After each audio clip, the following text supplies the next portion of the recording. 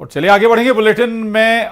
बात करेंगे बड़ी खबर की जो बंगाल से आ रही है। हार के बाद ममता बनर्जी का इस्तीफा देने से इनकार। ममता बनर्जी ने इस्तीफा देने से इनकार कर दिया है। ममता बनर्जी ने कहा कि मेरे इस्तीफे का सवाल ही नहीं है, मैं इस्तीफा नहीं दूंगी, मैं हारी नहीं हूं बल्कि मुझे हराया गया है। बता दें राजभवन जाने का कोई प्लान नहीं है, ये भी कहा ममता बनर्जी ने। तो हार के बाद ममता बनर्जी का ये बड़ा बयान सामने आया है। ममता बनर्जी ने इस्तीफा देने से इनकार कर दिया है और कहा कि मैं हारी नहीं हूं बल्कि मुझे हराया गया है। और ममता बनर्जी कल ही ये दावा कर रही थी कि वोट चोरी हुआ है, एसआईआर के जरिए वोट चोरी किया गया है, सुरक्षा बलों के जरिए वोट चोरी किया गया है और वो हारी नहीं, उन्हें हराया गया। आज उन्होंने प्रेस कॉन्फ्रेंस भी की और उन्होंने कहा कि वो राजभवन जाकर इस्तीफा नहीं देंगी, मैं हारी नहीं हूं, मुझे हराया गया है। अब ये देखना होगा कि ऐसी स्थिति में क्या होगा। কেন কিসের জন্য আমরা তো হারিয়ে নিয়ে যাব, হারলে আমি যদি শপথ দিতে যেতাম তাহলে আমি রেজিগনেশনটা করতাম। এখন তো কোশ্চেন ডাজন্ট অ্যারাইজ। तो बीजेपी की बंगाल, असम, पुडुचेरी और में प्रचंड जीत के बाद विपक्ष एक बार फिर से बैकफुट पर है।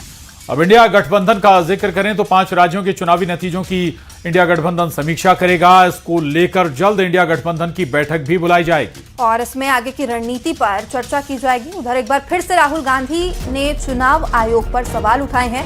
राहुल गांधी ने पश्चिम बंगाल के नतीजों को चुनावी चोरी बताया है। बीजेपी के जो राज्य हैं उसमें एंटी इनकम्बेंसी नहीं दिखती। वो ऐसा लगता है कि जैसे फ्रेश पहली बार उनकी सरकार बनने जा रही है। लेकिन विपक्ष या कांग्रेस के जो शासित राज्य हैं वहाँ एंटी इनकम्बेंसी बताते हैं। और जिस तरह से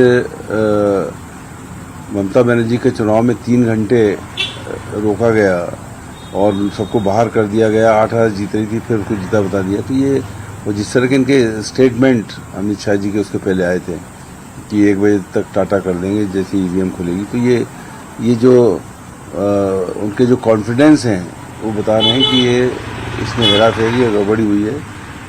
और इन सब और देश के 5 राज्यों में चुनाव के नतीजे आ गए हैं और इसी के साथ एक बार फिर एमपी के नेताओं का दमखम भी दिखा है। तो प्रचार अभियान में उतरे एमपी के नेताओं ने धुआंधार प्रचार किया, जिसका असर भी देखने को मिला।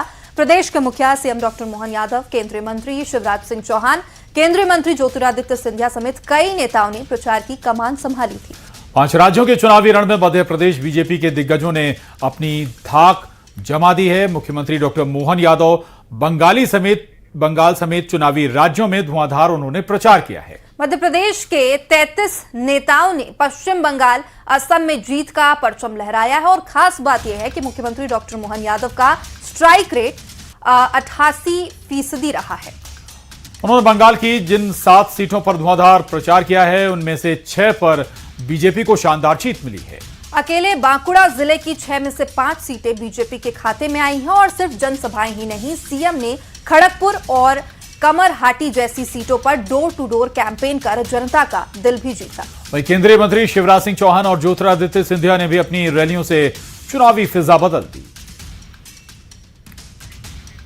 तो बीजेपी की बंगाल और देश के 5 राज्यों में चुनाव के नतीजे आ गए हैं और इसी के साथ एक बार फिर एमपी के नेताओं का दमखम भी दिखा है। तो प्रचार अभियान में उतरे एमपी के नेताओं ने धुआंधार प्रचार किया, जिसका असर भी देखने को मिला। प्रदेश के मुखिया सीएम डॉक्टर मोहन यादव, केंद्रीय मंत्री शिवराज सिंह चौहान, केंद्रीय मंत्री ज्योतिरादित्य सिंधिया समेत कई नेताओं ने प्रचार की कमान संभाली थी। 5 राज्यों के चुनावी रण में मध्य प्रदेश बीजेपी के दिग्गजों ने अपनी धाक जमा दी है। मुख्यमंत्री डॉक्टर मोहन यादव बंगाल समेत चुनावी राज्यों में धुआंधार उन्होंने प्रचार किया है। मध्य प्रदेश के 33 नेताओं ने पश्चिम बंगाल, असम में जीत का परचम लहराया है और खास बात यह है कि मुख्यमंत्री डॉक्टर मोहन यादव का स्ट्राइक रेट 88% रहा है। उन्होंने बंगाल की जिन 7 सीटों पर धुआंधार प्रचार किया है उनमें से 6 पर बीजेपी को शानदार जीत मिली है। अकेले बांकुड़ा जिले की 6 में से 5 सीटें बीजेपी के खाते में आई हैं और सिर्फ जनसभाएं ही नहीं, सीएम ने खड़गपुर और कमरहाटी जैसी सीटों पर डोर टू डोर कैंपेन कर जनता का दिल भी जीता। वहीं केंद्रीय मंत्री शिवराज सिंह चौहान और ज्योतिरादित्य सिंधिया ने भी अपनी रैलियों से चुनावी फिजा बदल दी। कर बंगाल तक आंकड़ों का गणित बता रहा है कि कांग्रेस की जीत का दायरा अब मुख्य रूप से अल्पसंख्यक बाहुल्य सीटों तक ही सीमित नजर आ रहा है। All India United democratic front यानी कि AIUDF के अध्यक्ष बहरुद्दीन अजमल ने कांग्रेस की तुलना मुस्लिम लीग से की है। क्या है पूरा मामला, इस रिपोर्ट में देखिए।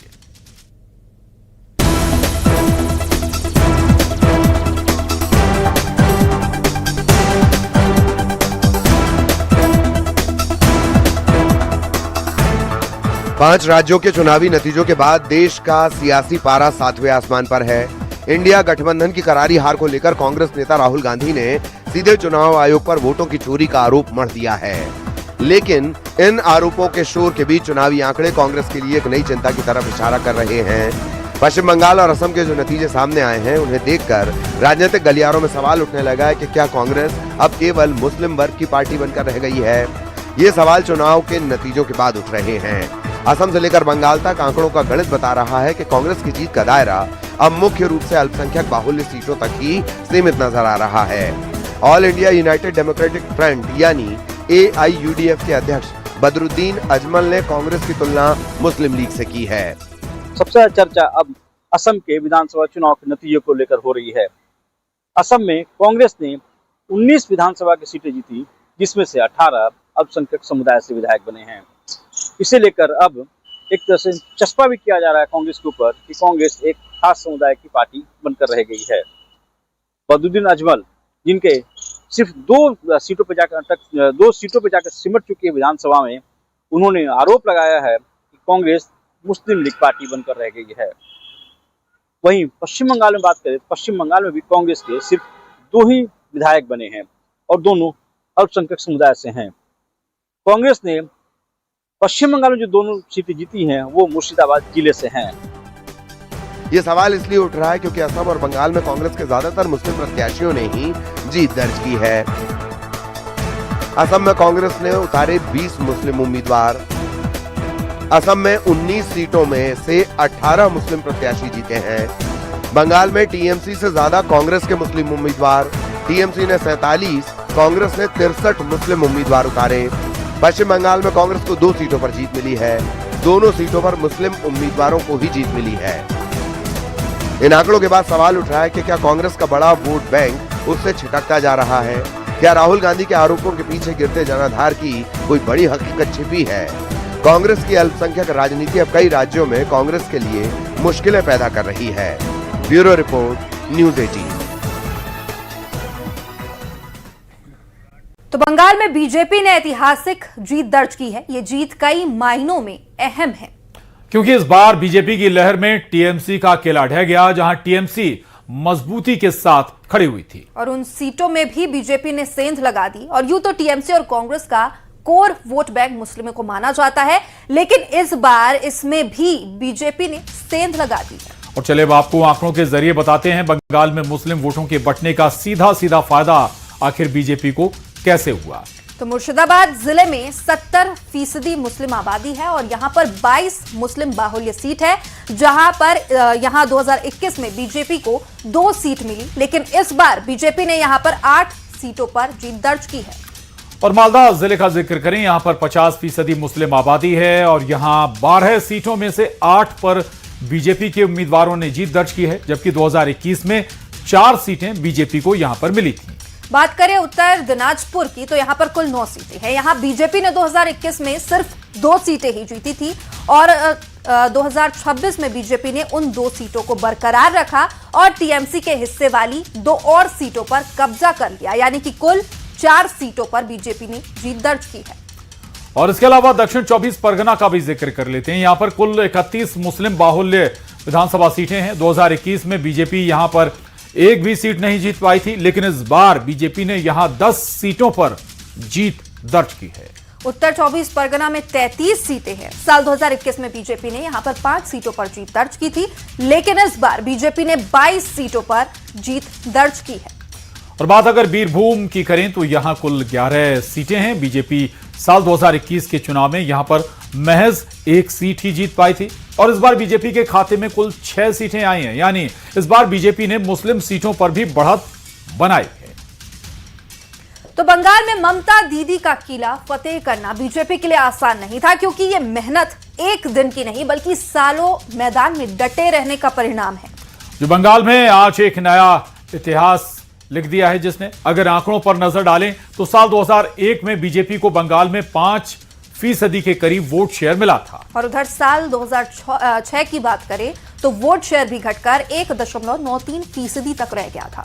साल 2011 में फिर से बीजेपी उतरी, इस बार वोट शेयर 4% पहुंच गया। लेकिन बीजेपी के लिए साल 2016 का विधानसभा चुनाव बंगाल में एक नई उम्मीद लेकर आया, जब मोदी और शाह के नेतृत्व में यह चुनाव हुआ। इस बार बीजेपी ने जो वोट शेयर हासिल किया वो करीब 10% से ज्यादा था। इसके बाद 2021 में फिर विधानसभा चुनाव हुए और इस बार बीजेपी ने कमाल कर दिया, वोट शेयर 38% पहुंच गया। 2026 में बीजेपी ने इतिहास ही लिख दिया है। पहले कांग्रेस को पछाड़ा और अब ममता दीदी का किला भी ढहा दिया।